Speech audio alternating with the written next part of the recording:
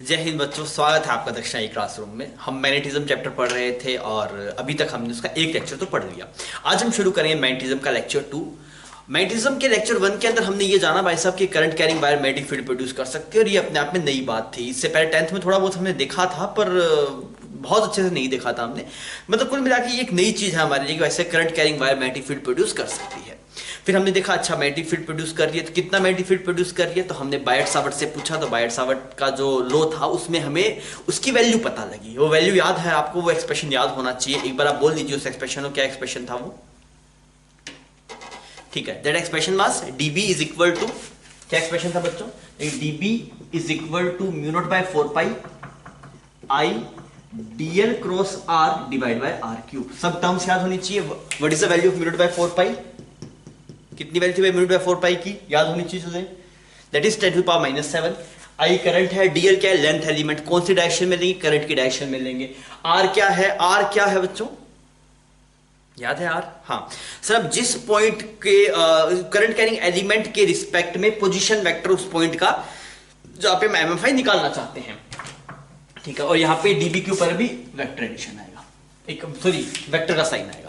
देखो बच्चों, इसके बाद में हमने जो सीखा था वो हमने सीखा था कि भाई साहब मैग्नेटिक फील्ड की डायरेक्शन कैसे निकालते हैं। वो अपने आप में इंपॉर्टेंट था। बायट सावर्ट लॉ क्या देता है, that is MFI due to small current carrying element. पूरी वायर की वजह से वो देता नहीं है, पूरी वायर के लिए हमें चाहिए तो हमें इंटीग्रेट करना पड़ेगा। आज हम वहीं से शुरुआत करेंगे पहले। तो ये एक्सप्रेशन आपको क्लियर है, डायरेक्शन देखना आपको सिखाया गया था, दैट इज वेरी इंपॉर्टेंट। और उसी के हम मतलब उसको लेते रहेंगे साथ साथ में। हम जब भी हम कोई चीज कर रहे होंगे तो हम डायरेक्शन देखेंगे, तो आपकी धीरे धीरे और उसमें प्रैक्टिस होती रहेगी।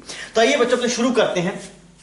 हम बात करें MFI due to finite current carrying wire. तो मैंने क्या किया, यहां पे एक फाइनाइट करंट कैरिंग वायर बना ली। ये डेरिवेशन आपको बहुत ढंग से देखना है, और आप करेंगे तो आप खुद भी इसको सोल्व कर पाएंगे। हमने यहाँ पे एक फाइनाइट करंट कैरिंग वायर बना ली, ठीक है जी। यहाँ पे ऐसे एक पॉइंट मान लेते हैं O, क्लियर। और हम इस O पॉइंट के ऊपर MFI निकालना चाहते हैं, किसकी वजह से, इस करंट कैरिंग वायर की वजह से, ठीक है। इसके जो एंड पॉइंट्स है उनको हमने ज्वाइन कर लिया। ये वाला एंगल मान लीजिए कुछ θ1 है, और ये वाला एंगल कितना है आपके पास, θ2 है। और ये जो डिस्टेंस है आपके पास में, दिस डिस्टेंस, इसको कुछ मान लीजिए कैपिटल R।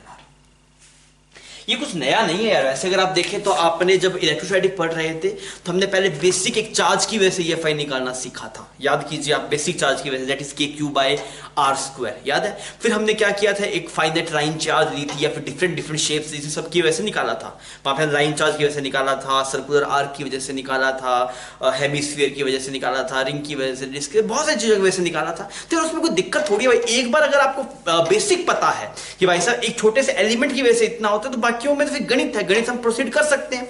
तो इस वाले चैप्टर में भी हम डिफरेंट डिफरेंट शेप्स के लिए बात करेंगे। सर हमें यहाँ पे भी रिजल्ट याद रखने पड़ेंगे, बिल्कुल याद रखने पड़ेंगे। और यहाँ पे एक और दिक्कत है भाई साहब, इलेक्ट्रोस्टैटिक और इसके रिजल्ट आपको कंफ्यूज करने की कोशिश करेंगे, तो दिमाग में भाई साहब बहुत बढ़िया क्लैरिटी रखिएगा, इसका क्या रिजल्ट है, वहां पे क्या रिजल्ट है। मैं कोशिश करवाऊंगा कि आप पजल ना हो। आइए अपने शुरू करते हैं। हमारे पास टास्क ये है भाई साहब, इस करंट कैरिंग वायर की वजह से इस पॉइंट O पे MFI कितना है। क्या क्या मतलब है सर, इस MFI का क्या मतलब है, that is magnetic field intensity. वो कितना है वो हमें निकालना है। तो आइए अपने इसको शुरू करते हैं। तो मैंने बोला यार यहाँ पे करंट कैरिंग वायर है, ठीक है जी। कौन से पॉइंट पे निकालना है, उसे बोला इस O पॉइंट पे निकालना है। मैंने कहा ठीक है निकालते हैं। ये डिस्टेंस हमें पता है कितनी है, R। तो मैंने बोला मुझे इस करंट कैरिंग वायर की वजह से बिल्कुल नहीं पता, मुझे सिर्फ किसकी वजह से पता है, छोटे से एलिमेंट की वजह से पता है। तो क्यों ना हम छोटे से एलिमेंट की वजह से निकालने पहले। तो मैंने बोला मैं सिर्फ इस एलिमेंट की वजह से बता सकता हूँ, ठीक है जी। बताओ इसकी कुछ ये लेंथ मान ली कुछ dy, इस एलिमेंट की लेंथ कितनी मान ली, dy, और इसकी यहां से कुछ दूरी मान ली y। अरे बच्चों इसमें कोई दिक्कत नहीं, ठीक है। इस एलिमेंट की वजह से इस O पॉइंट पे MFI निकालने चले। तो मैंने बोला वो छोटा सा MFI है dB, और उसका एक्सप्रेशन क्या लिख सकते हैं आप, dB को लिख सकते हैं, dB इज इक्वल टू यही same expression, mu naught by 4 pi I dl cross R divide by R cube. मैंने बोला भाई मैं इतना ही जानता हूं, इसके अलावा मुझे कुछ नहीं पता। तो क्यों ना इतने से ही काम कर देते हैं। देखिए टर्म्स देखते हैं, म्यू नॉट बाय 4 पाई को सेम का सेम लिखा, कोई दिक्कत नहीं है। हम क्या निकालने जा रहे हैं, हम निकालने जा रहे हैं सर इस छोटे से एलिमेंट की वजह से इस पॉइंट पे MFI कितना है। फिर हम इंटीग्रेट करेंगे, I को I लिखा, dl की जगह कितना आ गया, dy आ गया। dl की जगह कितना आ गया बच्चों, dy आ गया। क्रॉस R, ये R क्या होता है, ये है क्या R, ये R है क्या, ये वाला R ये वाला R सेम है क्या, नहीं। ये कौन सा R है बच्चों, ये वाला R है।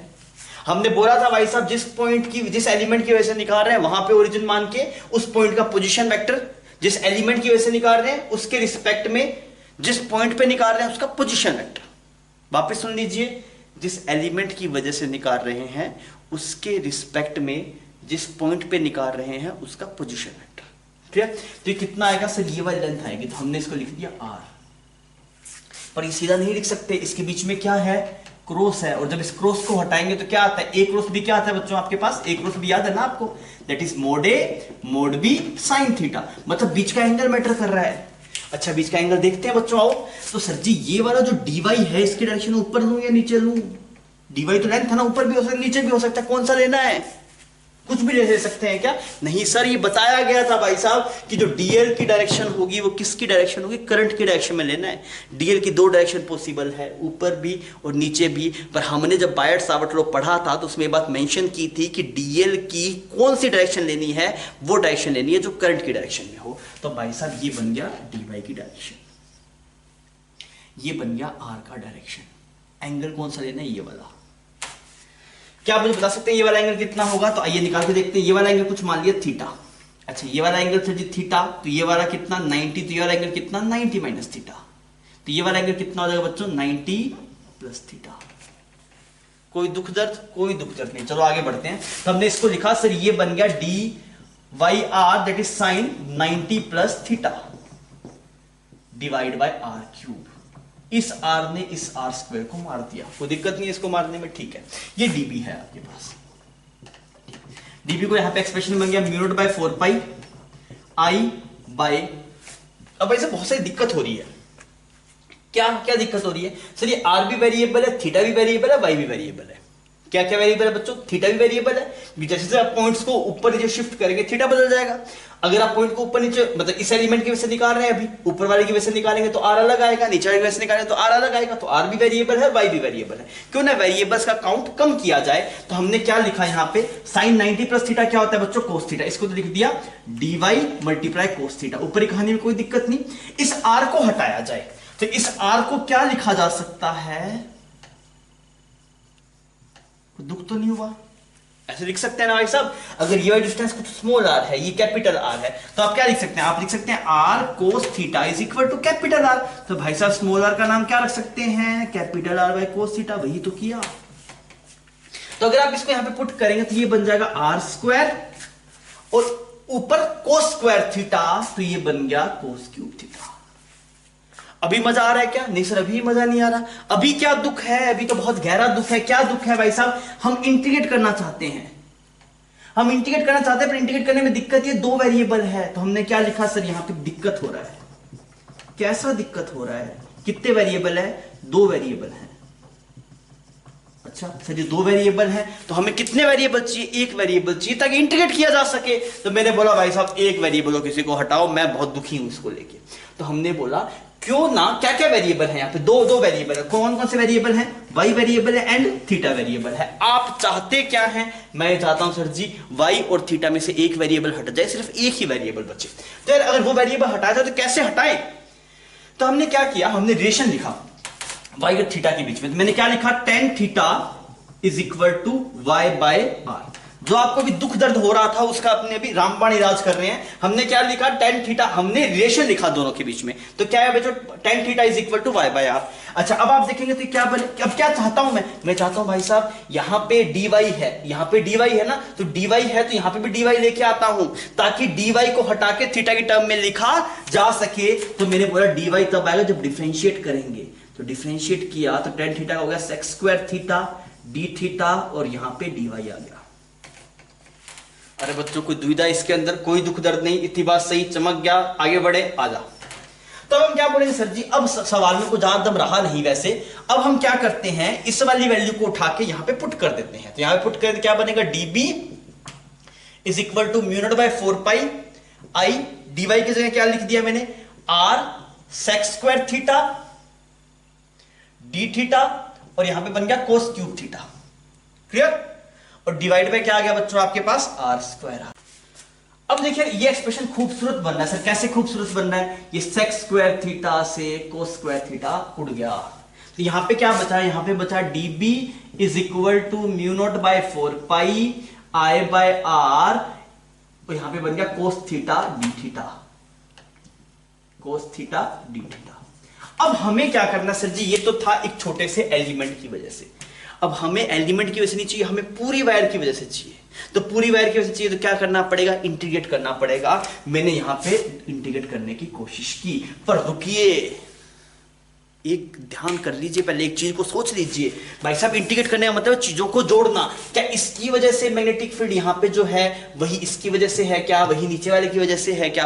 बिकॉज आप तो गणित के सब जोड़ देंगे ना, पर आपको यह समझ में आना चाहिए भाई साहब कि हर एक एलिमेंट की वजह से अगर मैग्नेटिक फील्ड एक ही डायरेक्शन में है तब तो जोड़ दो, पर अगर ऐसा नहीं है तो हमें कुछ ना कुछ और दिमाग लगाना पड़ेगा। तो आपको यहां पे डायरेक्शन देखने के लिए रुकना चाहिए। दुनिया रुकती नहीं, दुनिया फटाफट कर देती है, आंसर भी आता, कोई दिक्कत नहीं है, पर आपको रुकना चाहिए, क्योंकि ये गणित आपको नहीं समझा पाएगा, वैसे डायरेक्शन बदल रही होगी, बिकॉज हमने यहां पे सिर्फ मैग्नीट्यूड्स पे चर्चा की है। तो एक बार पहले हम रुक के हम देख लेते हैं कि हर एक एलिमेंट की वजह से जो आपके पास में मैग्नेटिक फील्ड है वो सेम डायरेक्शन में है या नहीं। तो देखिए, सुनना मेरी बात को, इस छोटे से एलिमेंट की वजह से, बच्चों डायरेक्शन अपने आप में बहुत इंपॉर्टेंट है, ढंग से समझिएगा। मैं पूछूं इस छोटे से करंट कैरिंग एलिमेंट की वजह से यहां पे मैग्नेटिक फील्ड की डायरेक्शन बता, ये तेरे हवाले है, करके बता मुझे कि छोटे से एलिमेंट की वजह से यहां पे मैग्नेटिक फील्ड डायरेक्शन कैसे आएगी। तो हम बोले जी आशीर्वाद मेथड के पास चलते हैं, थंब को करंट के राइट हैंड, थंब को करंट की डायरेक्शन में, ओ पॉइंट की तरफ फिंगर खोल दी, तो मैग्नेटिक फील्ड किस तरफ आ रहा है, अंदर की तरफ आ रहा है। समझ में आ रही है बात? नहीं तो आप इस एक्सप्रेशन से देखिए, क्या डीएल क्रॉस आर है, डीएल इस तरफ है, आर इस तरफ है, तो जो मैग्नेटिक फील्ड आएगा वो डीएल और आर के प्लेन के परपेंडिकुलर आएगा, मतलब इस वाले बोर्ड के परपेंडिकुलर डायरेक्शन में मैग्नेटिक फील्ड आएगा, या तो बाहर आ जाए या फिर अंदर आ जाए। इतनी इस बात में कोई दिक्कत नहीं है भाई साहब कि डीएल क्रॉस आर है, जिस प्लेन में डीएल और आर है उसके परपेंडिकुलर डायरेक्शन में आएगा, तो परपेंडिकुलर डायरेक्शन में अंदर आएगा फिर बाहर। आपने आशीर्वाद मेथड से देखा तो कहां आ रहा है, अंदर आ रहा है। नहीं तो आप इसकी मैग्नेटिक फील्ड लाइन बना के भी देख सकते थे, ऐसी ऐसी मैग्नेटिक फील्ड लाइन बन रही है, ऐसी ऐसी, इस करंट कैरिंग वायर कैसे से बन रही है ना, तो इस वाले पॉइंट पे इधर, इस वाले पॉइंट पे इधर, इस वाले पॉइंट पे इधर, ऐसे ऐसे फील्ड लाइंस बन रही है। और चमक रहा है, हमने 2-3 मेथड से इन चीजों को सीखा, 3 मेथड से सीखा है, एक बेसिक, दूसरा आशीर्वाद, तीसरा फील्ड लाइन बना लो, और तीनों मेथड आपको पता होंगे तो आप फंसेंगे नहीं। केवल ध्यान रखिए, डीएल और आर के परपेंडिकुलर प्लेन में आना था, तो इस बोर्ड के तो परपेंडिकुलर डायरेक्शन में अंदर आएगा। अब हमारा मोटिव ये चेक करना था कि सबकी वजह से सेम डायरेक्शन आ रही है क्या। तो देख, इसकी वजह से किस तरफ आ रहा है, अंदर की तरफ, इसकी वजह से देख, इस वाले एलिमेंट की वजह से उंगली की आशीर्वाद दिया, वापस अंदर की तरफ, इसकी वजह से अंदर की तरफ, सब एलिमेंट की वजह से किस तरफ आ रहा है, अंदर की तरफ आ रहा है। तो सबको डायरेक्टली ऐड किया जा सकता है। मेरी बात समझ में आ गई? तो हमने यहां पे रुको, हमने लिखा यहां पे रुको, अगर हम थोड़ा इंग्लिश में लिखे तो हम लिखते स्टॉप। क्या हो गया? अब भाई थोड़ा सोच एक बार, क्या क्या क्या सोचेगा तो इसके अंदर कि डायरेक्शन चेक करो, direction due to all elements, direction of MFI due to all elements should be in same direction, should be in same direction, किसके लिए? For integration। अरे चमक गया, अब हमें दिखाई दे रहा है सर कोई दिक्कत नहीं है, तो आइए फटाफट करते हैं। तो मैंने बोला ये dB तो बड़ा होके क्या बन जाएगा, B बन जाएगा, वो मैग्नेटिक फील्ड आएगा, किसकी वजह से? इस पूरी वायर की वजह से। यहां पे ये एक्सप्रेशन बन गया mu naught by 4 pi I by R integration cos theta d theta. अब भाई साहब लिमिट संभालो, लिमिट संभालनी जरूरी है, पर लिमिट में आपको दिक्कत आएगी नहीं, बिकॉज आप इलेक्ट्रोस्टैटिक में बहुत लिमिट खेल चुके हैं। तो अब क्या बोलेंगे सर जी, ये वाला एंगल थीटा दिया है, हमने इस वाले परपेंडिकुलर लाइन से थीटा एंगल लिया ना, हमने जो एंगल लिया वो कहां से लिया बच्चों? परपेंडिकुलर लाइन से लिया। तो परपेंडिकुलर लाइन के ऊपर एंगल क्या लेंगे? पॉजिटिव, और नीचे क्या लेंगे? नेगेटिव। सेम कांसेप्ट जो इलेक्ट्रोस्टैटिक में यूज किया था हमने। सर ये परपेंडिकुलर लाइन है, इसके ऊपर जो एंगल होंगे दैट विल बी पॉजिटिव, और इस परपेंडिकुलर लाइन के जो नीचे एंगल होगा दैट विल बी नेगेटिव। तो आप क्या बोलेंगे सर जी, इस परपेंडिकुलर लाइन के ऊपर कैसा एंगल? पॉजिटिव, तो कितना? वो θ1। इस परपेंडिकुलर लाइन के नीचे कैसा एंगल? नेगेटिव, तो कितना? -θ2। तो आप क्या बोलेंगे, लिमिट जाएगी -θ2 से लेके +θ1। ये अपना रिजल्ट आ गया जो आपको रट्टा मारना है। क्या क्या रिजल्ट आया फटाफट देखते हैं। Mu naught by 4 pi I by R integration cos theta d theta, limits कहां से कहां तक? -θ2 से लेके θ1 तक। क्लियर? ये तो आप इसका नाम θ1 θ2 रख दो, अगर आपको वैसे बोलना है, ये बोलने में अच्छा लगेगा, -θ1 से लेके +θ2 तक। अब बोलने में थोड़ा मजा आएगा आपको। बच्चों ये बात समझ गई, ठीक। अब आप याद कीजिए इलेक्ट्रोस्टैटिक में क्या रिजल्ट था आपके पास, that is K lambda by R integration of cos theta d theta E X का फॉर्मूला था वो। इलेक्ट्रोस्टैटिक पुरानी बात कुछ कुछ याद है भाई, होना चाहिए। तो हम क्या बोलेंगे सर जी, वहां पे जो एक फाइनाइट वायर की वजह से जो EFI आया था वो दो डायरेक्शन में था, EX में भी था और EY में भी था। EX का जो एक्सप्रेशन था that is K lambda by R integration of cos theta d theta, EY का था K lambda by R integration sine theta d theta. यहां पे वो सब चक्कर ही नहीं है, यहाँ पे EX EY का, यहाँ BX BY कोई चक्कर नहीं है। B की डायरेक्शन किस तरफ आ गई, इनटू द प्लेन आ गई, क्लियर। तो यहाँ पे जिसकी डायरेक्शन आई है वो डायरेक्शन किस तरफ है, that is into the plane. अच्छा, इसमें कुछ कुछ बातें कर लेते हैं। दोनों चीजों को हमेशा डिफरेंशिएट करना है। वहां पे जो EFI के रिजल्ट थे और MFI के रिजल्ट थे, दोनों को मिक्स नहीं करना है। आप एग्जाम में बैठेंगे तो कई बार वो मिक्सिंग हो जाएगी आपके पास, तो आपको जब ये रिजल्ट याद करें तो उनको भी एक बार रिमाइंड कर लीजिए साथ साथ में, ताकि कंफ्यूजन ना क्रिएट हो। अब आप देखिए सर, इसमें कुछ नई नई टर्म्स है क्या। B क्या है, मैग्नेटिक फील्ड, म्यू बाय 4 पाई को जानते हैं, कितनी वैल्यू आती है 10⁻⁷। I क्या है, करंट। R क्या है बच्चों, R क्या है, R is perpendicular distance of point from current carrying wire. R क्या हो गया बच्चों, R हो गया perpendicular distance of point from wire, clear. Second चीज, एंगल कहां से मेजर करने हैं, परपेंडिकुलर लाइन से। ये वाली बातें हम पहले कर चुके हैं। Angle will be measured from perpendicular line. Angle कहां से मेजर करना है, परपेंडिकुलर लाइन से। और परपेंडिकुलर लाइन के नीचे तो नेगेटिव और परपेंडिकुलर लाइन के ऊपर तो पॉजिटिव। अब बच्चों यार रिजल्ट आप रट्टा मान लीजिए, बायट सावर्ट लॉ में फिर रट्टा मार दिया था, रिजल्ट रट्टा मान लीजिए। क्या रिजल्ट है, mu by 4 pi I by R integration cos theta d theta, limits clear. आप छापिए इसको, फिर अपने इसी चीज को यूज करके आगे सवालों में इंप्लीमेंट करेंगे। बस जो रिजल्ट आपने पढ़ा था ये उसको थोड़ा यूज करके देखते हैं। हमने अभी निकाला था फाइनाइट वायर की वजह से, रिजल्ट याद होना चाहिए। अभी हम उस रिजल्ट की हेल्प से अब हम निकालेंगे इनफाइनाइट वायर की वजह से MFI कितना आएगा। तो मैं सवाल की फॉर्म में इसको बना देता हूं।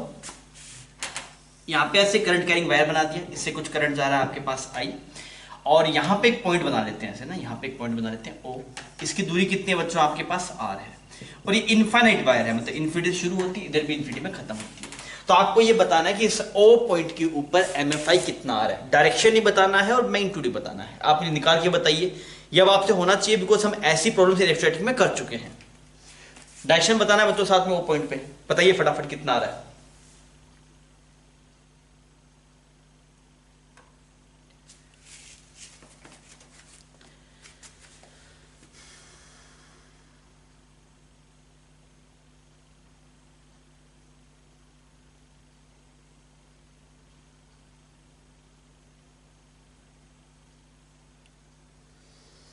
ठीक है बच्चों, मैं कर रहा हूं, अगर नहीं हुआ तो आप स्क्रीन पॉज कर दीजिए।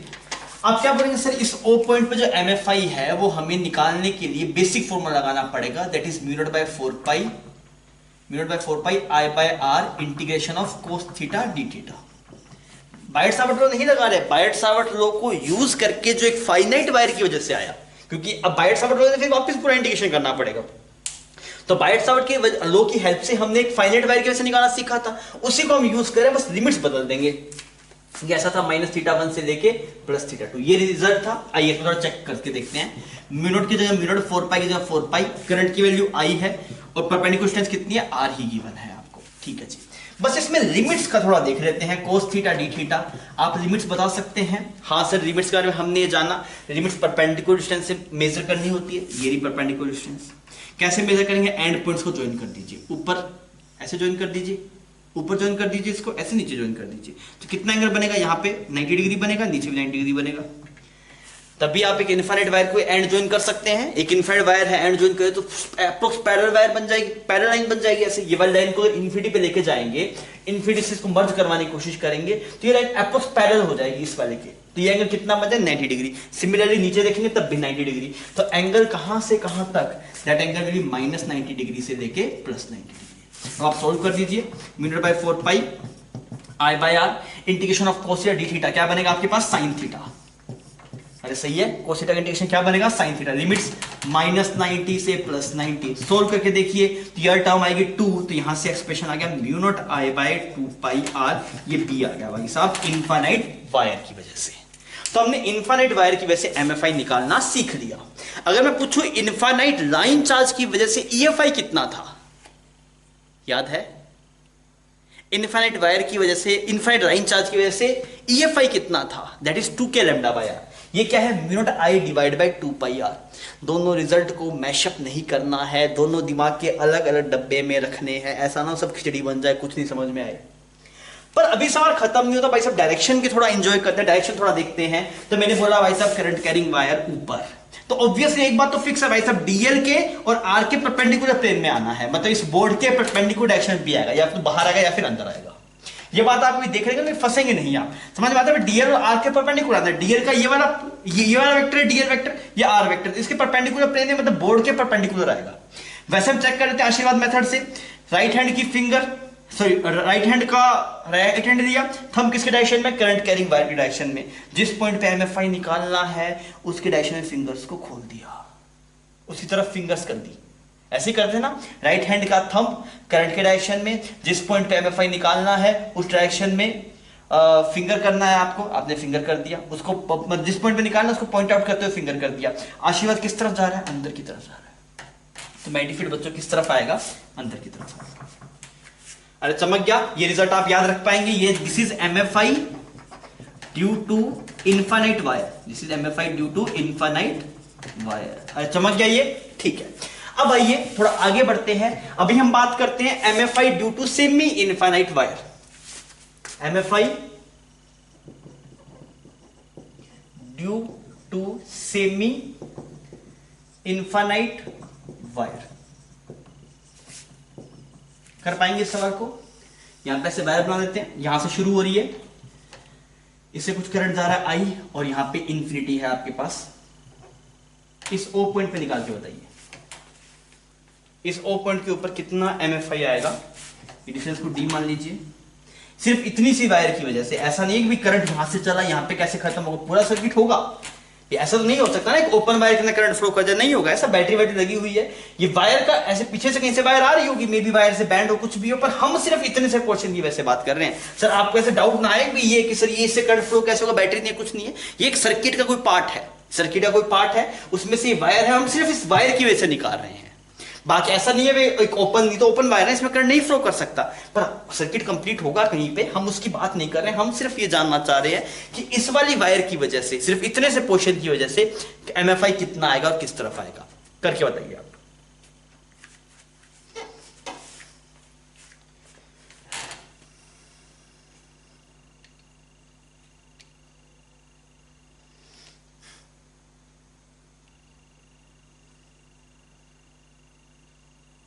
अभी हुआ, मैं करके दिखा रहा हूं इसको, अगर आपने नहीं किया तो आप स्क्रीन पॉज कर लीजिए। आप देखिए सर अगेन बेसिक रिजल्ट लगाते हैं, फाइनाइट वायर का mu by 4 pi I by R integration of cos theta d theta, limits -θ1 से लेके +θ2। अब देखिए यहां पे वैल्यूज पुट करते हैं, म्यू बाय 4 पाई सेम का सेम, आई सेम का सेम, आर की बजाय क्या है? डी, परपेंडिकुलर डिस्टेंस, कोस थीटा डी थीटा। लिमिट्स बताइए एंगल की, एंगल की लिमिट्स। सबसे पहले कहां से शुरू हो रहा है? एंड पॉइंट को ज्वाइन कीजिए।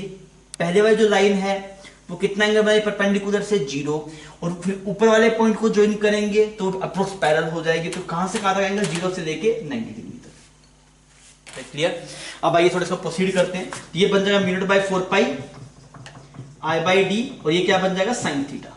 लिमिट कहां से कहां तक? 0 से लेके 90 डिग्री तक। तो बी की वैल्यू आ गई mu naught 4 pi I by D.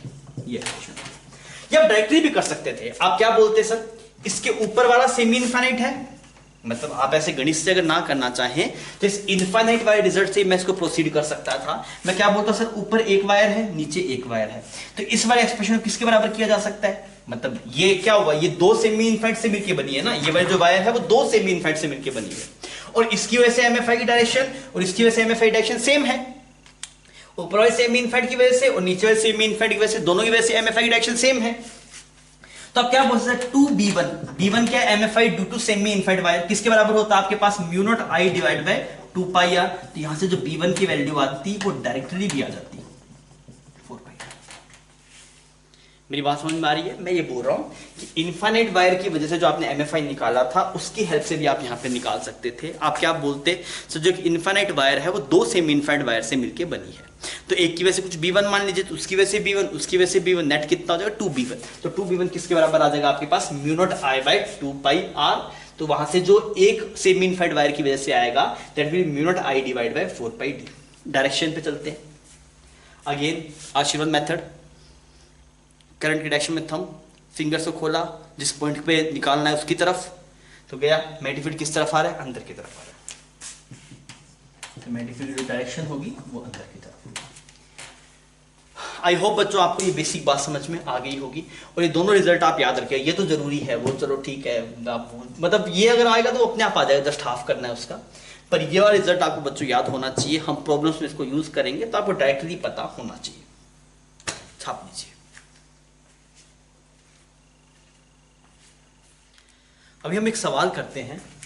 सवाल आप देख लीजिए, वायर का एक पार्ट है, मतलब एक वायर थी उसका कोई पार्ट है। मैं अगेन बोल रहा हूँ, ऐसा नहीं कि सिर्फ इतनी सी वायर होगी, कहीं पे पीछे और भी कुछ कुछ होगा जैसे करंट फ्लो नहीं कर सकता, पर हमें सिर्फ इतने से पार्ट की वजह से इस ओ पॉइंट पे एमएफआई बताना है। सवाल में क्या है? Find MFI at point O. कर पाएंगे आप इस सवाल को? ऐसे सवाल हमने लेक्चर में बहुत किए हैं, जिससे हम ज्यादा नहीं करेंगे यहाँ पे। बस आप एक सवाल करके बताइए, फिर अपने थोड़ा और कुछ देखेंगे इसमें। पहले आप ये करके बताइए कितना आ रहा है आपके पास magnetic field intensity O point के ऊपर।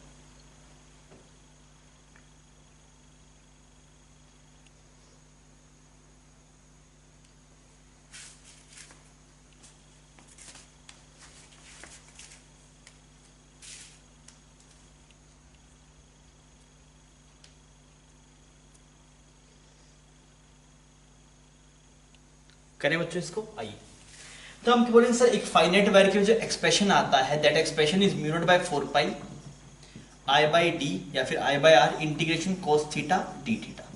परपेंडिकुलर से इसको आप कुछ नाम दे दीजिए, यहाँ पे कुछ डी दे देते हैं ना, इसको नाम यहाँ पे डी दे देते हैं। तो ये एक्सप्रेशन है, तो ये सीधा यूज हो जाएगा, कोई दिक्कत नहीं। बस एंगल बदल दो। एंगल कहां से कहां तक जाएगा आपके पास? ये परपेंडिकुलर लाइन से एंगल मेजर करने होते हैं, एंड पॉइंट्स को ज्वाइन कर रखा है सवाल के अंदर। तो नीचे का एंगल 30 डिग्री है, ऊपर 60 डिग्री है।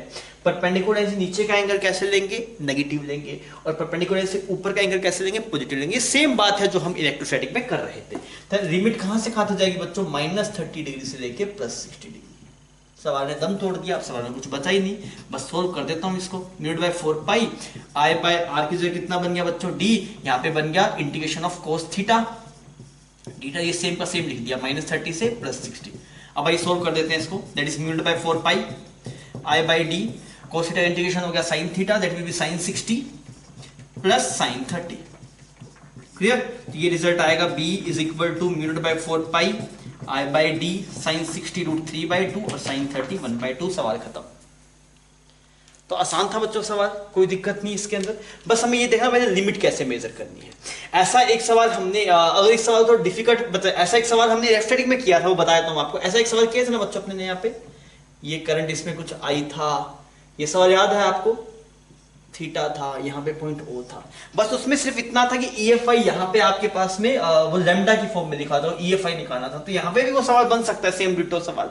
तो पर आई होप आप उसको कर लेंगे ना। ये डिस्टेंस कुछ और मान लेते हैं, तो अगर आप निकालना चाहेंगे ओ पॉइंट पे निकाल सकते हैं। ठीक, पहले आप मुझे बताइए, इसमें डायरेक्शन बताइए पहले। इसमें मुझे पहले डायरेक्शन बताइए, किस तरफ आ रहा है मैग्नेटिक फील्ड? ओ पॉइंट के ऊपर जो MFI की डायरेक्शन है पहले वो बताइए मुझे। अंदर की तरफ आ रहा है क्या? नहीं, किस तरफ आ रहा है? बाहर की तरफ। कैसे आ रहा है सर? राइट हैंड का यूज करना है, राइट हैंड का यूज किया, करंट की डायरेक्शन में थंब कर दिया, करंट की डायरेक्शन में थंब कर दिया, ऐसे ऐसे कर दिया करंट डायरेक्शन थंब। ठीक है, यहाँ पे थंब हो गया। फिंगर किसकी तरफ खोलनी है? ओ पॉइंट की तरफ फिंगर खोलनी है। अरे समझ में आ रही है बात? तो कुछ ऐसा बनेगा ना, इसकी डायरेक्शन में थंब कर दिया, ओ की तरफ फिंगर खोल दिया। आशीर्वाद किस तरफ आ रहा है बच्चों? बाहर की तरफ आ रहा है। ऐसा आ रहा है ना आपके पास, इसकी डायरेक्शन में थंब किया, ओ पॉइंट की तरफ फिंगर खोली, मैग्नेटिक फील्ड किस तरफ आ रहा है? बाहर की तरफ आ रहा है। तो इस पे जो मैग्नेटिक फील्ड आएगा दैट विल बी नॉट। नहीं तो आप वैसे भी देख सकते हैं, जब मैग्नेटिक फील्ड लाइंस बनेगी वो कैसी बनेगी? ऐसी बनेगी। मैग्नेटिक फील्ड लाइंस कैसी बनी है बच्चों? ऐसी ऐसी ऐसी बन रही है, ऐसी बन रही है ना। आपने इसकी डायरेक्शन में थंब किया, जिस डायरेक्शन में फिंगर्स कर्ल हो रही है that is the direction of magnetic field lines, क्योंकि हमेशा सर्कुलर तो बनती है मैग्नेटिक फील्ड की। ये तो हमने पहले पढ़ा है ना भाई साहब कि magnetic field lines always form a close loop. तो क्लोज लूप तो हमेशा बनाएगी, ऐसे क्लोज लूप बनाएगी हमेशा। अगर आप इस वाले पॉइंट पे देखें तो किस तरफ आएगा? इधर आएगा। यहाँ पे देखेंगे इस तरफ आएगा, यहाँ पे इस तरफ, यहाँ पे इस तरफ। तो इस वाले पॉइंट पे किस तरफ आ जाएगा? बाहर की तरफ आ जाएगा। क्लियर। तो आप दोनों तरीके से चेक कर सकते थे, आशीर्वाद मेथड से भी, फील्ड लाइन बना के भी। क्लियर। तो ये आपके पास डायरेक्शन होगी, दिस इज डायरेक्शन। अच्छा, आप इस वाले सवाल मुझे बताएंगे करके क्या, इसे फटाफट मुझे करके बताइए। ओ पॉइंट के ऊपर MFI कितना आ रहा है और उसकी डायरेक्शन क्या है, ये आप मुझे निकाल के बताइए, फटाफट करके बताइए। ये यहाँ पे इन्फिनिटी को मूव कर रहा है ना, यहां से लेके इन्फिनिटी पे जा रहा है ये।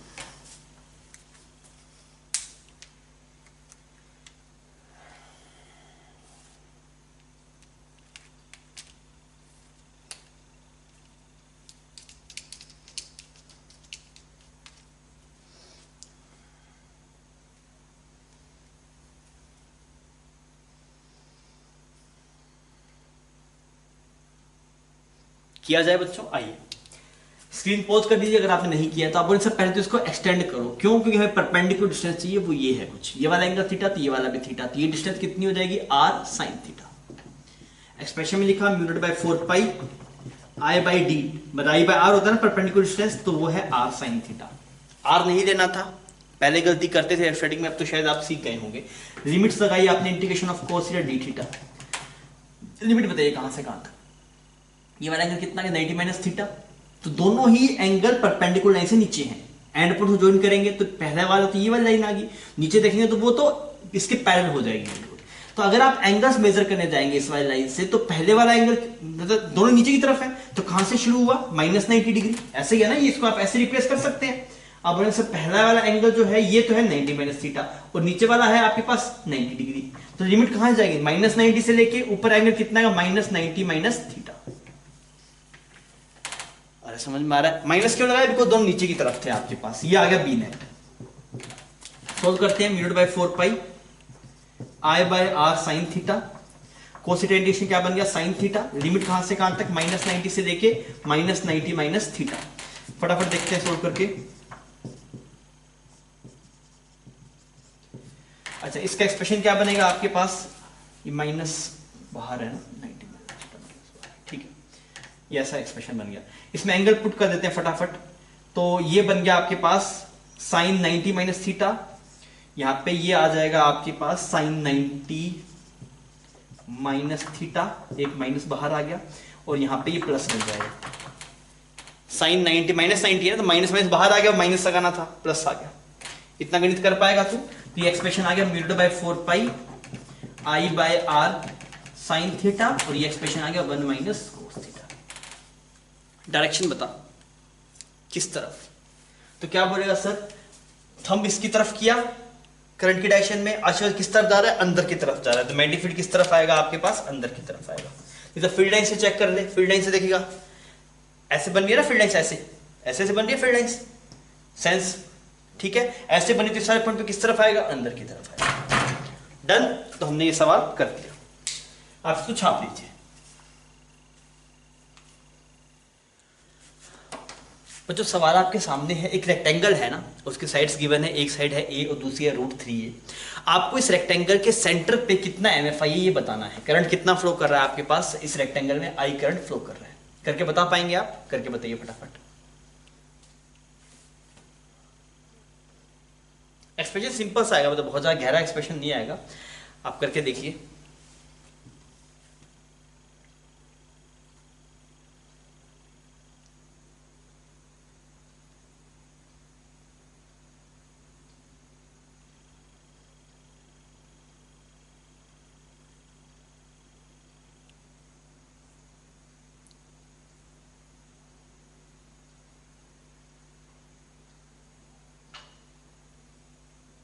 हाँ भी हुआ, ठीक है। तो हम क्या करते हैं, हमारे पास में एक्चुअली ये 4 वायर्स बन गई ना, 4 स्ट्रेट वायर्स बन गई, एक ये बन गई, एक ये बन गई, एक ये बन गई और एक ये बन गई।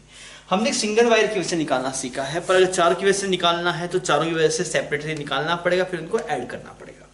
तो ये हम करके देखते हैं। मैंने सबसे पहले नाम मेंशन कर दिया, इसका नाम कुछ A, इसका नाम कुछ B, इसका नाम कुछ C और इसका नाम कुछ D, ऐसे मेंशन कर दिया आपने, ठीक है। एंगल्स देख लेते हैं थोड़ा। ये वाला जो एंगल आपके पास आएगा यहाँ पे, ये वाला एंगल निकाल सकते हैं आप, कितना एंगल आएगा निकाल के देखिए इसको।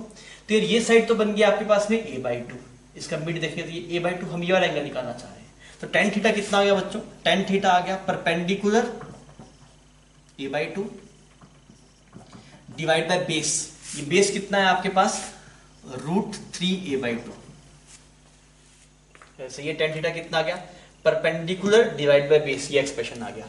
यहां पे ये a से a साफ हो गया, 2 से 2 साफ हो गया, तो tan थीटा की वैल्यू कितनी आ गई, 1/√3। तो थीटा की वैल्यू कितनी आ गई आपके पास, 30 डिग्री। कोई दिक्कत नहीं, ठीक है।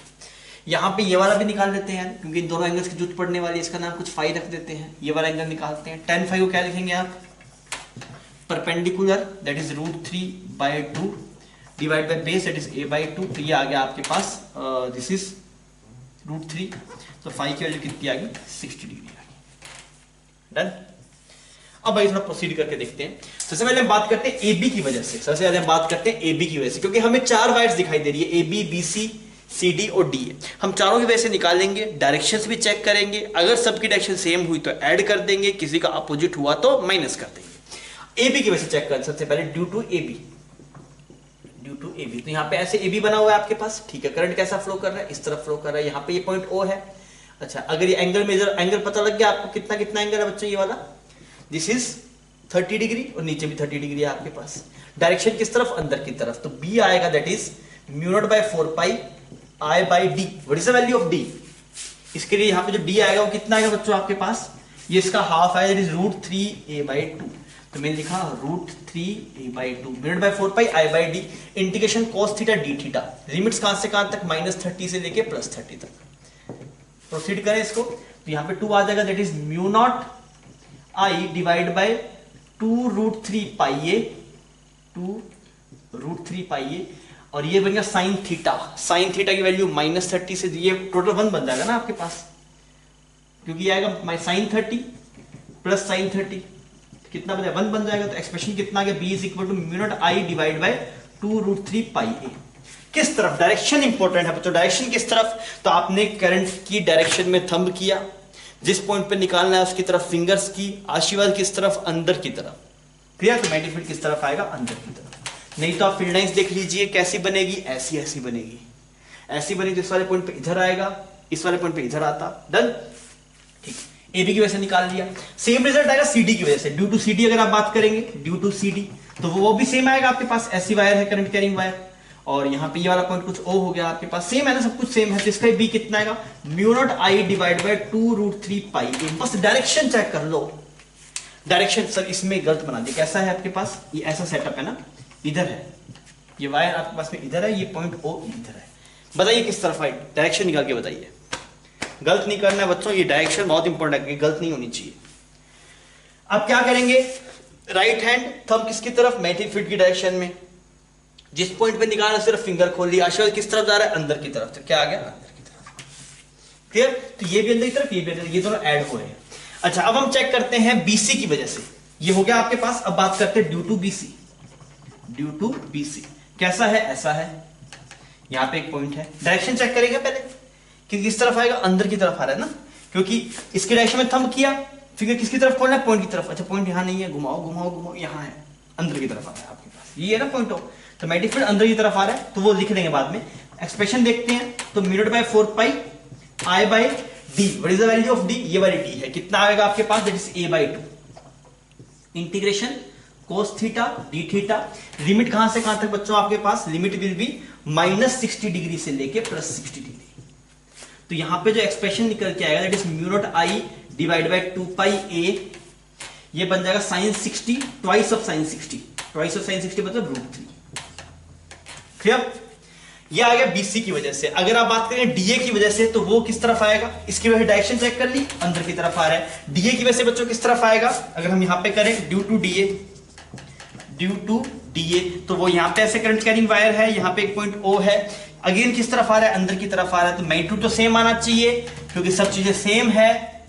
ये एक्सप्रेशन आ गया अंदर की तरफ। भाई साहब मजे की बात ये कि चारों वायर्स की वजह से सेम डायरेक्शन में आ रहा है, तो खटाखट सबको जोड़ दीजिए। अगर हम जोड़ने जाएंगे, यहाँ पे बी नेट की वैल्यू लिखेंगे, तो पहले इस वाली चीज को थोड़ा मिटा लेते हैं, जगह कम बची है हमारे पास, इसको मिटा दे रहा हूं ना। तो अगर आप यहाँ पे बी नेट निकालेंगे, बी नेट तो कितना आएगा, चारों को जोड़ दो फटाफट। चारों को जोड़ेंगे तो इसका डबल कर दिया, क्योंकि ए बी और सी डी सेम है, इसका डबल कर दिया तो कितना का μ0 I डिवाइड बाय √3πa। इसका और इसकी वजह से भी सेम आ रहा है, तो इनको भी डबल कर दो, तो तो कितना का प्लस म्यू नॉट आई, और ये बन गया 2 that is pi A root 3।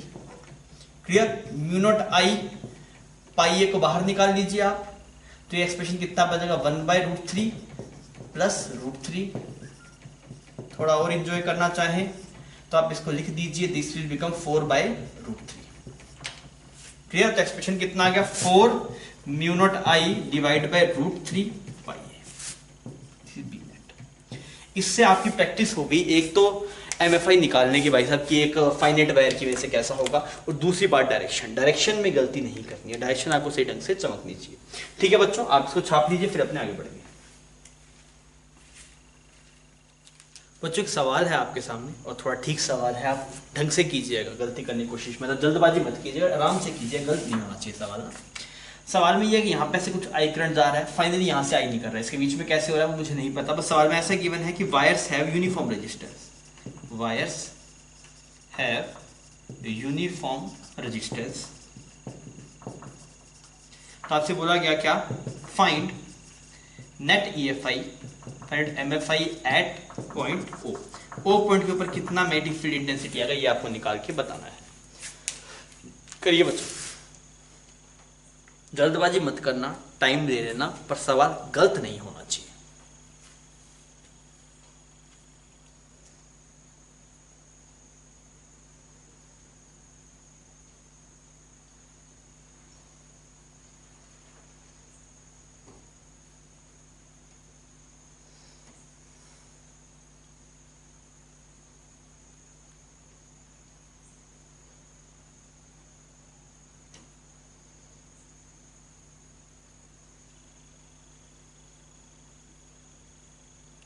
हाँ भी हुआ, किया जाए, मैं कर रहा हूं, अगर आपने नहीं किया तो स्क्रीन पॉज कर लीजिए।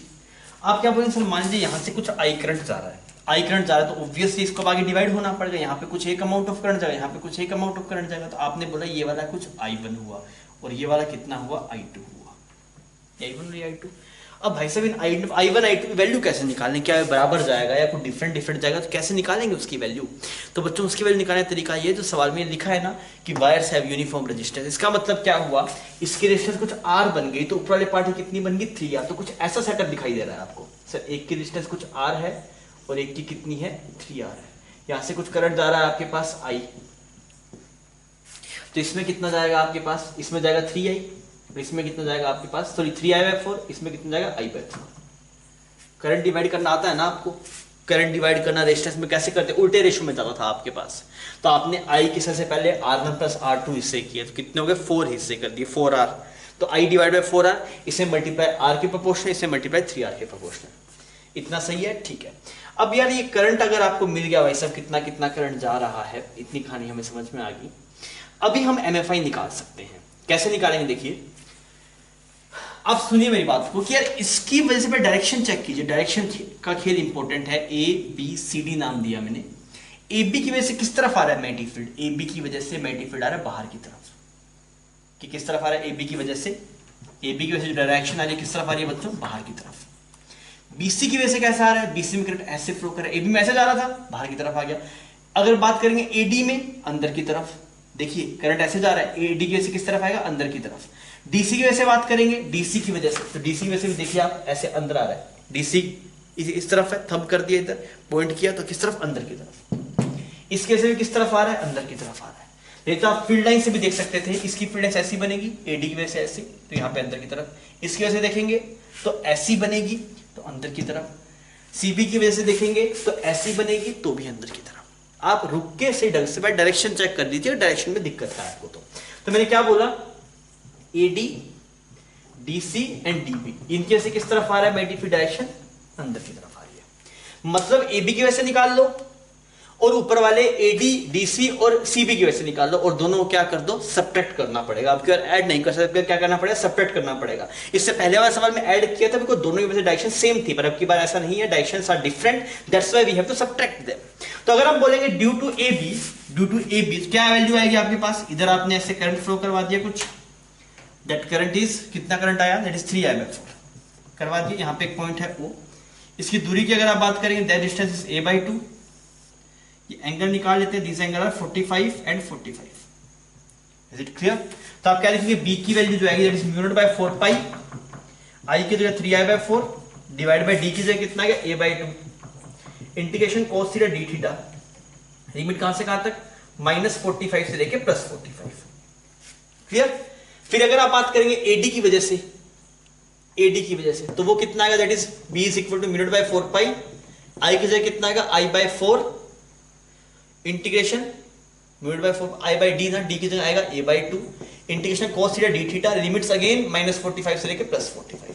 पर ये तो सिर्फ एडी की वजह से आया, अगर आप निकालेंगे डीसी और सीबी की वजह से तो वो भी उतना ही आएगा। तो बी नेट अगर आप देखेंगे, बी नेट तो इसकी वजह से ये वाला एक्सप्रेशन, और इनकी वजह से अगर आप चेक करेंगे बी किस किस की वजह से, एडी डीसी एंड सीबी की वजह से, तो इसका थ्राइस हो जाएगा।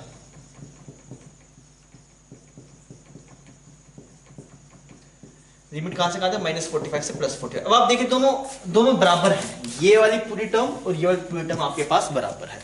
तो जब आप ऐड करने जाएंगे तो ये इसको कैंसिल आउट कर देंगे, जो बी नेट आएगा सेंटर पे वो आएगा 0। मुझे आइडिया था कि 0 आएगा, इसी वजह से मैंने पूरा सोल्व नहीं किया, मैंने आपको सिर्फ एक्सप्रेशन लिख के दिखा दिया। इसकी वजह से आप निकाल लीजिए, ये वाला एक्सप्रेशन आया, इस एक की वजह से निकाला तो ये वाला एक्सप्रेशन आया, तो इसकी वजह से भी जो इसकी वजह से आया है वही इसकी वजह से आएगा, और इसकी वजह से भी उतना आएगा। तो मैंने क्या किया, मल्टीप्लाई 3 कर दिया, तो ये 3 करते ही दोनों बराबर बन गए। पर अगर आपको दोनों को ऐड नहीं करना, दोनों सेपरेट करने जाएंगे, दोनों कैंसिल आउट हो जाएंगे, बी नेट कितना बन जाएगा आपके पास, 0 बन जाएगा। इतनी बात समझ में आ गई? ठीक है, तो आंसर आ गया 0। सर एक डाउट रह गया, एक छोटी चीज रह गई, इसकी वजह से कुछ बी आएगा क्या, इस वाली वायर की वजह से और इस वाली वायर की वजह से आएगा कुछ क्या? आप सोच के देखिए, आपके साथ ऐसा सिनेरियो हो रहा है कि उस लाइन के अलोंग ही पॉइंट लाई कर रहा है, उस ये वाली बात इंपॉर्टेंट है ना, कई बार लोग से फंस जाते हैं। आपकी बात आपको हमें ये देखना, सर इस वाली लाइन की वजह से कुछ आएगा, इसकी वजह से कुछ आएगा क्या? तो हम कैसे चेक करते हैं, देखिए एक मिनट इसको थोड़ा सा साफ कर देते हैं ना, इस वाले पोर्शन थोड़ा मिटा देते हैं। तो हम क्या बोल रहे हैं, मान लीजिए कभी ऐसा हुआ आपके पास में कि यहां पे करंट कैरिंग वायर है, पॉइंट भी यहीं पे है, ऐसे एक्सप्रेशन है ना यहाँ पे, तो यार फिर तो कहानी ही खत्म होगी, बिकॉज बायट-सावर्ट लॉ में क्या एक्सप्रेशन होता है, dB is equal to mu naught by 4 pi I dl cross r divide by r cube. ऐसे ये वाला एक्सप्रेशन। तो यहाँ पे जो ये वाली टर्म थी आपके पास में, यहाँ पे ये जो टर्म थी आपके पास, ये क्या बताइए, dl r sin थीटा। अरे मेरी बात समझ में आ रही है, dl r sin theta, because r तो बायट-सावर्ट लॉ से देखें तो r तो ये डिस्टेंस आएगी ना, वो तो नॉन जीरो है। बायट-सावर्ट लॉ से चेक कर रहे हैं बेसिक, उसमें तो आप इनडिटरमिनेट फॉर्म बन जाएगी, आप उसे सोच नहीं पाएंगे। वायर से देखेंगे तो उसमें दिक्कत ये आएगी, यहाँ वाली टर्म भी आपके पास में 0 बन जाएगी, और फिर ये वाली भी लिमिट्स भी 0 बन जाएगी, तो अनडिटरमिनेट फॉर्म बन जाएगा, आप उसे चेक नहीं कर पाएंगे। इसमें से बायट-सावर्ट लॉ पे जा रहा हूं, वापिस सुन लीजिए मेरी बात को। हम इस वाले की जो रिजल्ट निकाले बायट-सावर्ट लॉ की वजह चेक करके दिखा देता हूं कि भाई साहब इस वायर की वजह से इस ओ पॉइंट पे जो MFI आएगा वो 0 आएगा। कैसे आएगा, देखिए आपने लिखा mu naught by 4 pi I dl cross आती, क्या बनेगा, dl divide by r square multiply sin theta. sin theta की वजह देखिए dl भी ऐसा है, r भी ऐसा है, एंगल कितना है, या फिर 0 या फिर 180 डिग्री। तो यह टर्म कितनी बनेगी, 0 बनेगी, तो b कितना आएगा, 0 आएगा। तो ये ध्यान रखना, अगर वायर के अलोंग ही लाई कर रहा हो पॉइंट, वायर के जैसे लाइन जो वायर को अगर आप एक्सटेंड करें उस वायर के ऊपर ही लाई कर रहा है वो पॉइंट, तो वहां पे MFI नहीं आएगा।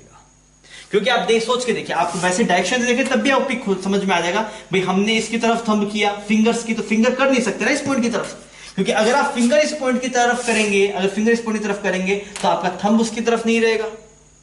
भाई थंब इसकी तरफ किया, फिंगर उस पॉइंट की तरफ करना, जैसे पॉइंट की तरफ फिंगर करने जाएंगे तो थंब आपका टिल्ट हो जाएगा, तो ये संभव ही नहीं है ये करना।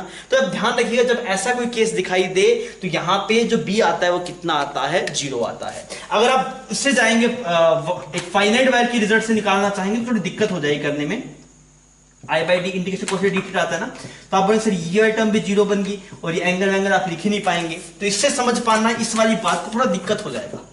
तो हमने बायट-सावर्ट लॉ से चेक कर लिया, ये बात आप ध्यान रखिएगा कि ये इसके लाइन पे लाई कर रहा है, इस वजह से इसकी वजह से 0, ये बात आप लिखिएगा कॉपी में कि इस वाली वायर की वजह से यहाँ पे 0, इस वाली वायर की वजह से भी यहाँ पे 0। तो ठीक है बच्चों, बढ़िया सवाल था। ऐसा सवाल कई बार दिखाई देता है आपको, उसमें मोस्टली मतलब उसमें जो आंसर आता है मोस्टली 0 ही आता है, फिर भी आप एक बार चेक कर लीजिएगा, छाप लीजिए, फिर अपने आगे देखते हैं। एक सवाल करेंगे अभी हम, सवाल में आपको ये जो दो दिखा रखे ये वायर्स है ना आपके पास में, these are the infinite wire, these are the infinite wire. कौन सी वाली? ये वाली, ये जो वायर है ये वायर को शो कर रहा है, this is infinite wire. Clear? Current कैसे जा रहा है बच्चों? डॉट बना रखा है तो किस तरफ जा रहा है? बाहर की तरफ। तो आप फील कीजिए ऐसे एक वायर है, इधर ऐसे पूरी इन्फिनिटी पे जा रही है, इधर अंदर पूरी इन्फिनिटी पे जा रही है, और करंट कैसे जा रहा है? अंदर से बाहर की तरफ जा रहा है। This is again infinite wire, this is again infinite wire. Current कैसे जा रहा है? अंदर से ऐसे बाहर की तरफ जा रहा है। क्लियर? आपको ये बताना है कि यार इस वाली लाइन के अलोंग, इस वाली लाइन पे कौन से पॉइंट के ऊपर MFI 0 होगा, और वो पॉइंट कहाँ पे होगा? इधर होगा, बीच में होगा, उधर होगा? ये सब आपको देख के बताना है। इस सवाल से आपकी डायरेक्शन के मामले में थोड़ी पकड़ अच्छी हो जाएगी, और जो इनफाइनाइट वायर का रिजल्ट है वो थोड़ा याद हो जाएगा आपको। आप मुझे करके बताइए कि कौन सा पॉइंट है जहां पे MFI की वैल्यू 0 आएगी इन दोनों इनफाइनाइट वायर की वजह से। समझ में आ गया ना क्या सेटअप है? ऐसे infinite wire out of the plane, current बाहर की तरफ जा रहा है, ये भी इनफाइनाइट वायर है आउट ऑफ द प्लेन। करके बताइए।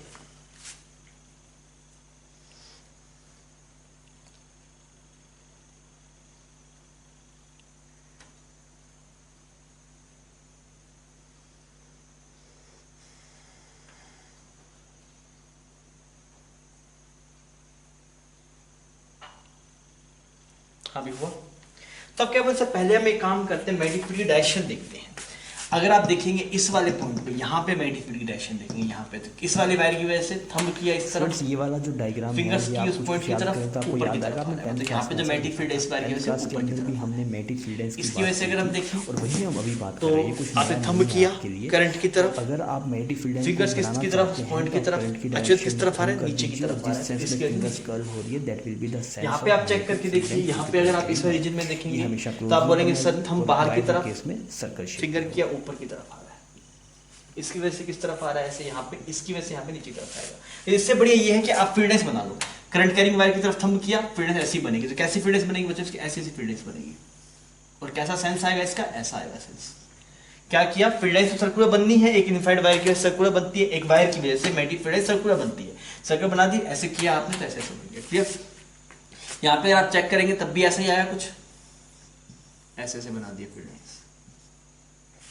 सही है ये बात? बना दिया। अब आप देखिए, अब आपको समझ में आ जाएगा सर इस वाली वायर की वजह से यहाँ पे ऐसा आएगा, यहाँ पे देखिए नीचे की तरफ आएगा, क्योंकि फील्डेंस ऐसी है ना, नीचे की तरफ, यहाँ पे किस तरफ आएगा? ऊपर की तरफ। अब आप देखिए एक चीज को समझने की कोशिश कीजिए, इस वाली वायर की वजह से इधर आ रहा है ऊपर की तरफ, और इसकी वजह से इधर आ रहा है नीचे की तरफ, मतलब यहाँ पे 0 होने की पॉसिबिलिटी है।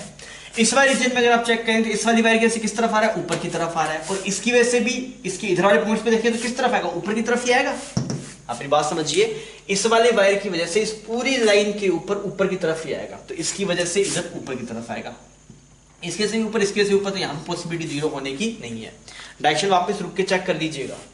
इसकी वजह से आप देखिए फील्डेंस बना दी, तो सर यहाँ पे क्या है? इस तरफ जा रही है ना फील्डेंस, टेंजेंट यहाँ पे बने, ये फील्डेंस बन गई मैग्नेटिक फील्डेंस, और मैग्नेटिक फील्डेंस में टेंजेंट बनाने से आपको मैग्नेटिक फील्ड इंटेंसिटी डायरेक्शन मिलती है। तो यहाँ पे नीचे की तरफ आ रहा है, तो इसकी वजह से इधर आ रहा है। इसकी वजह से देखते हैं, इसकी वजह से यहाँ पे फील्डेंस बनाएंगे, और बड़ी और बड़ी और बड़ी बनाते रहिए, पर जो डायरेक्शन आएगी वो तो अगेन नीचे की तरफ आएगी, बिकॉज यहाँ पे आप देख लीजिए, यहाँ पे नीचे की तरफ आ रही है, इसकी इधर भी नीचे की तरफ आएगी, यहाँ पे भी, यहाँ पे नीचे, यहाँ पे पॉसिबल नहीं है। मतलब जो MFI 0 बनेगा वो कहां पे बन सकता है? इस बीच वाले रीजन में बन सकता है। और सोच के देखिए, करंट की वैल्यू सेम है, तो आप क्या लिखेंगे? Mu naught I divide by 2 pi x, यहां से कोई एक्स दूरी के ऊपर। अच्छा, इसकी वजह से कितना आएगा? That is mu naught I divide by 2 pi x की वजह कितना आएगा? D minus x. Mu naught I साफ हो गया, 2 पाई साफ हो गया, तो यहां से एक्स की वैल्यू कितनी है? डी बाई 2 आ गई। बात समझ में आ गई? तो बिल्कुल जो मिड पॉइंट होगा आपके पास, तो यहाँ पे जो मिड पॉइंट होगा उस वाले पॉइंट पे MFI की वैल्यू कितनी आएगी? आपके पास 0 आएगी। क्या इंपॉर्टेंट है इसमें? डायरेक्शन इंपॉर्टेंट है यार, डायरेक्शन थोड़ा सही ढंग से आप देख लीजिए सवाल में। एक और सवाल करके देखते हैं।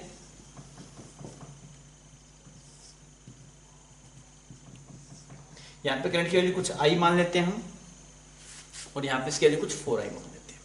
क्लियर?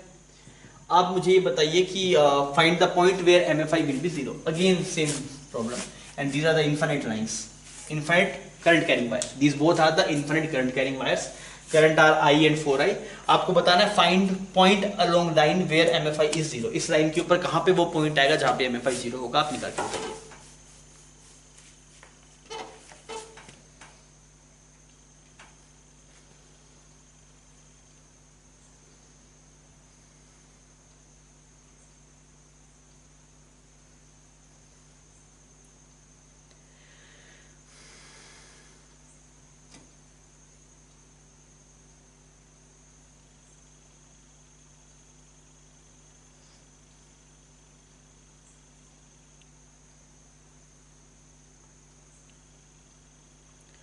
मेन जो काम है वो डायरेक्शन का है। इसकी फील्डेंस बनेगी, कैसी बनेगी?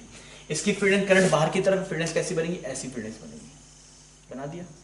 इसकी फील्डेंस बताइए कैसी बनेगी? इसकी फील्डेंस कुछ ऐसी बनेगी। क्लियर? अब आप देखिए इस वाले की वजह से, इस वाली वायर की वजह से किस तरफ आ रहा है मैग्नेटिक फील्ड? यहाँ पे टेंजेंट ड्रॉ करके ऊपर की तरफ आएगा, ऊपर की तरफ आ रहा है। इसकी वजह से देखिए यहाँ पे टेंजेंट ड्रॉ कीजिए, कर्व ऐसा है, सेंस ऐसा है ना, तो ऊपर की तरफ आएगा। सेंस उल्टा नीचे की तरफ आता है, पर सेंस ऐसा है तो ऊपर की तरफ आएगा। तो दोनों में ऊपर की तरफ आ रहा है, मतलब यहाँ पे संभावना नहीं है, बीच में नहीं बन सकता जीरो। यहाँ पे देखेंगे इस बार रीजन में, इसकी वजह से पहले चेक किया, टेंजेंट बाई नीचे नीचे की तरफ जाएगा, ठीक है। इसकी वजह से देखा तो यहाँ पे इस तरफ आया, तो पूरे में इसी तरफ आएगा। इसकी वजह से फील्ड और बड़ी फील्ड बना दी, और बड़ा सर्कल बनाएंगे, सब में ऊपर की तरफ ही आएगा। तो यहाँ पे लग रहा है शायद बात बन जाए। यहाँ पे देखते हैं, यहाँ पे देखते हैं, इसकी वजह से यहाँ पे इस तरफ आ रहा है, और इस वाले वायर की इस तरफ अगर आप देख रहे हैं तो ऊपर की तरफ आ रहा है, तो इसकी वजह से ऊपर। तो इधर ही बात बन सकती है, इधर ही बात बन सकती है, पर ऐसा नहीं होगा। एक इनमें से गलत है, ये वाला डायरेक्शन गलत है, ये वाला गलत है, वो वाला गलत है। बताइए कौन सी रीजन में बनेगा? इसमें तो पक्का नहीं बन रहा, या तो इसमें बनेगा फिर इसमें बनेगा। आप बताइए किस में बनेगा? कहां पे जीरो बन सकता है MFI? इस वाले रीजन में जीरो नहीं बनेगा, यहां पे जीरो बनेगा। क्यों? क्योंकि यहां पे हमेशा आप 4i के पास में है, तो 4i के पास में है तो एक्सप्रेशन तो आता है मैग्नेटिक फील्ड का, that is mu naught I divide by 2 d। तो i की वैल्यू हमेशा बड़ी आ रही है इस वाले रीजन में, क्योंकि इसका इफेक्ट में i की वैल्यू 4i आएगा, d कम आएगा, तो इसका इफेक्ट यहां पे हमेशा डोमिनेट करेगा, 4i विल डोमिनेट। तो यहां पे जीरो बनना पॉसिबल नहीं है। ये बात इंटरेस्टिंग है ना, इस वाले रीजन में सिर्फ इसी रीजन में जीरो बन सकता है। तब आप क्या लिखेंगे एक्सप्रेशन? आप ये mu naught I divide bye 2πx, तो आपने बोला यहां से x दूरी पे मान लिया, ये डिस्टेंस कुछ d मान लेते हैं, किसके बराबर कर देंगे इसको? Mu naught I divide by 2π, ये i1 i2 हो गया ना, 2π, और d की जगह कितना आ जाएगा? d प्लस x आ जाएगा। Clear? Mu naught 4π, mu naught 4π साफ, म्यू नॉट 2π साफ हो गया आपके पास। ये इनफाइनाइट वायर का रिजल्ट यूज किया है हमने, इसीलिए वो रिजल्ट याद किया था, जो सवाल में इनफाइनाइट वायर का नाम देता है तो डायरेक्टली कर पाएंगे। अब आप सवाल को फटाफट खत्म कर दीजिए। i1 की जगह i, ये x आ गया, i2 जगह कितना है बच्चों? 4i, और यहाँ पे आ गया d प्लस x। i ने i को मार दिया आपके पास, तो यहाँ से है x plus D is equal to 4x, तो x की वैल्यू कितनी है? d/3। क्लियर? तो यहाँ से d/3 डिस्टेंस के ऊपर एक पॉइंट मिलेगा जहां पे MFI की वैल्यू कितनी होगी? 0 होगी। इस सवाल को देने का मोटिव यही था कि आप डायरेक्शंस में थोड़े अच्छी कमांड बना ले। लोग डायरेक्शन में थोड़ा कंफ्यूज रहते हैं, तो अगर आपको दिक्कत आ रही हो तो एक बार आप रुक के खुद से देखिए, डायरेक्शंस जो आपको बताई थी फर्स्ट एग्जाम उनके बारे में सोचिए, फिर आप प्रोसीड कीजिए। ठीक है बच्चों, छाप लीजिए। इस सवाल में लोग डायरेक्शन में थोड़ा सा पजल रहते हैं ना, तो आप इस सवाल को अटेम्प्ट कीजिए। सवाल में क्या है? 2 वायर्स है, आपको दिखाई दे रही है, और करंट का डायरेक्शन शो हो रहा है। डॉट है मतलब बाहर की तरफ है ना, ये दोनों वायर्स है आपके पास, और करंट बाहर की तरफ जा रहा है। समझ में आ रहा है? ये ऐसी वायर है, ऐसे इस प्लेन के परपेंडिकुलर, और ये भी इस प्लेन के परपेंडिकुलर, करंट बाहर की तरफ जा रहा है। आपको बताना ये जो पॉइंट O है, इस O पॉइंट पे MFI का डायरेक्शन एंड मैग्नीट्यूड कितना होगा, ये आप मुझे चेक करके बताइए। आई होप आपने कर दिया होगा। आइए थोड़ा देखते हैं। सबसे पहले क्या करते हैं, हम इस वाले वायर की वजह से, इस वाली वायर की वजह से इस वाले पॉइंट पे MFI का डायरेक्शन निकालते हैं। तो सोच के देखिए, अगर यहाँ पे ऐसे एक वायर होती है, ये ऐसे पॉइंट होगा, तो इसके परपेंडिकुलर आएगा, ये जो लाइन ज्वाइनिंग है इसके परपेंडिकुलर डायरेक्शन में आएगा। ये बात समझ में आ रही है? तो इस वायर का नाम कुछ 1 वायर दे देते हैं। तो जो B1 की डायरेक्शन आई वो कुछ ऐसी आएगी आपके पास। B1 कितने एंगल पे आएगा आपके पास? 45 डिग्री की डायरेक्शन में। कैसे चेक किया आपने? सॉरी, ये हाँ ऐसा ही किया हमने। यहाँ पे ये वाली लाइन के परपेंडिकुलर आना चाहिए था, बिकॉज ये वायर का प्लेन है, ये आर का प्लेन हो गया, तो इस प्लेन के परपेंडिकुलर आना चाहिए था। तो आशीर्वाद से अगर आप चेक करें तो आप क्या बोलेंगे? सर यहाँ पे इसकी तरफ थंब किया, इसकी तरफ पॉइंट आउट किया, तो आशीर्वाद इसके परपेंडिकुलर निकलेगा, तो इस लाइन के परपेंडिकुलर देखिए आप। क्लियर? ठीक है। इसकी वजह से चेक करते हैं, इस वाली लाइन को ज्वाइन कर देते हैं। इस वाली लाइन को अगर आप ज्वाइन करेंगे, करंट ऐसे है तो किस तरफ जा रहा है शिवत? ऊपर की तरफ जा रहा है, मतलब इसके परपेंडिकुलर बनेगा 45 डिग्री। इससे कितने एंगल बनेगा? 45 डिग्री। इस वाली लाइन से, सॉरी इस वाली लाइन के परपेंडिकुलर बनेगा, इस वाली लाइन के परपेंडिकुलर बनाते तो ऐसा डायरेक्शन आ जाएगा B2। क्लियर? तो ये वाला एंगल आपके पास में, जैसे ये वाला इससे 90 डिग्री था, ये वाली से B1 90 डिग्री था, तो ये इससे कितना हो गया आपके पास? 90 डिग्री हो गया। तो ऐसा कुछ डायरेक्शन बना, देखिए यहाँ पे ऐसे एक वायर दिखाई दे रही है, इसके परपेंडिकुलर बनाया आपने तो B1 आ रहा है। क्लियर? और इससे 45 डिग्री पे एक लाइन बनाया, ये 45 थे तो B2 ऐसा आ रहा है, इसकी डायरेक्शन में आ जाएगा B2, इसकी डायरेक्शन में आ गया B2। क्लियर? अब आप मतलब B1 B2 की वैल्यू तो पता है, वो तो सेम है आपके पास 45 डिग्री। तो अगर आप बी नेट देखेंगे तो बी नेट कितना आएगा, तो ये वाले कंपोनेंट तो कैंसिल आउट हो जाएंगे बी के। बी नेट कितना आएगा 2b sin 45 degree, 2b sin 45 degree, because b1 का ये वाला कंपोनेंट b2 के इस वाले कंपोनेंट को मार देगा, बिकॉज b1 और b2 की वैल्यू क्या है आपके पास सेम है। इसको सॉल्व कर लीजिए तो ये आएगा 2b की वैल्यू कितनी है, mu naught I divide by 2 pi D. D की बजाय क्या डिस्टेंस आएगा, डी की ये वाला डिस्टेंस है ना, ये वाला डिस्टेंस, ये डिस्टेंस इज डी, और ये डिस्टेंस कितना है आपके पास, this distance is √2d, because ये वाला d ये वाला d, तो ये कितना हो जाएगा √2d। Mu naught I divide by 2 pi D, सही, और साइन 45 कितना आ जाएगा 1/√2 आ जाएगा। क्लियर, इस 2 ने इस 2 को मार दिया, तो बी नेट की वैल्यू आपके पास निकल के that is mu naught I divide by 2 pi D. Done, ठीक सवाल था ये डायरेक्शन के लिए। अब एक सवाल मैं आपको होमवर्क के लिए दे रहा हूं, सेम यही था, यहां पे आई पर ये वाली जो डायरेक्शन है वो अंदर की तरफ है करंट की, इस ओ पॉइंट पे निकालने को बताना है आपको। ये वाला रूट, ये वाला कुछ, this is D, this is D and this is D. Direction समझ में आ गई ना, इसमें डायरेक्शन किस तरफ आई आपके पास, ऊपर की तरफ आई, इसमें डायरेक्शन किस तरफ आई, ऊपर की तरफ। अब मुझे बताना है B at O and its direction. ठीक है, तो ये सवाल आपको होमवर्क में आपको खुद से करना है। ठीक है बच्चों, तो हम लेक्चर 2 को यहीं पे खत्म करते हैं। हमने अभी इस वाले लेक्चर के अंदर एक लाइन चार्ज की वजह से एमएफआई निकालना सीखा। हम फिर आगे बढ़ेंगे तो हम डिफरेंट डिफरेंट शेप्स के निकालना सीखेंगे। तो लेक्चर में जो प्रॉब्लम्स थी उसको आप सही ढंग से प्रैक्टिस कर लीजिएगा वापस एक बार, और जो होमवर्क है उसे आप देख लीजिएगा। ठीक है बच्चों, थैंक यू फॉर वॉचिंग।